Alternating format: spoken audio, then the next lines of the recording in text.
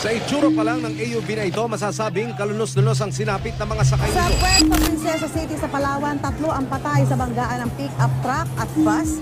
2 Umuulan sa lugar nang nawala ng kontrol sa manibela ang driver sa pakurbadang bahagi ng kalsada kaya bumangga sa puno ang van sa Barangay Santa Lucia, Puerto Princesa sa Palawan. Bakit nga ba? Tinawag na Killer Highway ang Barangay Santa Lucia. Marami sa atin ang napapadaan sa Santa Lucia o sa kilala na Killer Highway, lalo na pag uuwi ng pa-south o pauwi na Puerto Princesa. Pero bakit nga ba tinawag na Killer Highway ang Santa Lucia?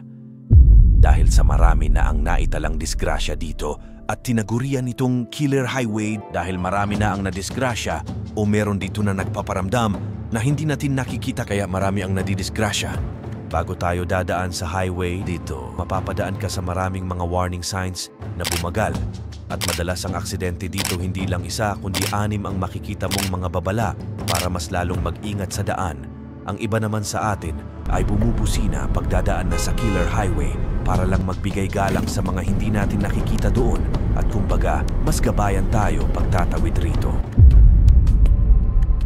Kung matatandaan nyo ang disgrasya ng bus at kotse, matagal na itong balita na ito, ngunit ang dahilan neto ay nag-overtake ang sasakyan sa bus, kaya nasawi ang mga sakay ng mga nasa kotse at marami ang sugatan na pasahero ng bus. Ang kasunod neto ay disgrasya pa din ng isang bus at pick-up truck. Ang dahilan naman ng disgrasya na ito ay mabilis ang pagpapatakbo ng pick-up truck sa pakurbada at nawalan ng kontrol kaya sumalpok sa kasalubong na bus kaya nasawi ang mga sakay neto. Ngunit sa bus ay walang nasaktan kundi ang pick-up truck lang. May mga naitala din dito na self-crash sa Santa Lucia. Ang isa dito ay kasagsagan ng pag-ulan at nadisgrasya ang sasakyan na ito. Ang ulat ng mga tao na nakakita sa nadisgrasya na sasakyan ay nag-self-crash dahil sa madulas ang kalsada kaya tumaob ang sasakyan. Ngunit wala naman ang naitalang nasaktan sa insidente na ito.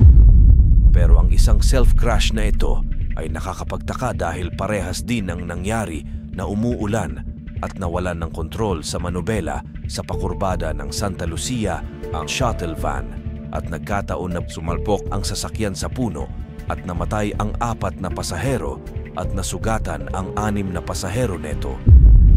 Pero marami ang mga tao na nagsasabi na mayroon talaga na nagpaparamdam sa highway na ito. Kakatakot talaga ang highway na yan. Pag Santa Lucia na, nagkaka-anxiety ako.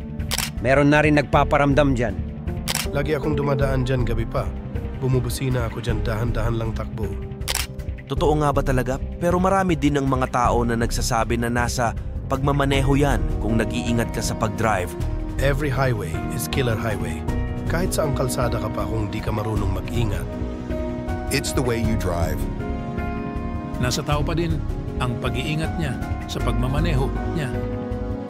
Walang Killer Highway kung walang nagpapatakbo ng sasakyan patungong highway to hell or nagmamadali sa kanilang final destination. Pagiging alerto at disiplina lang ang kailangan sa daan.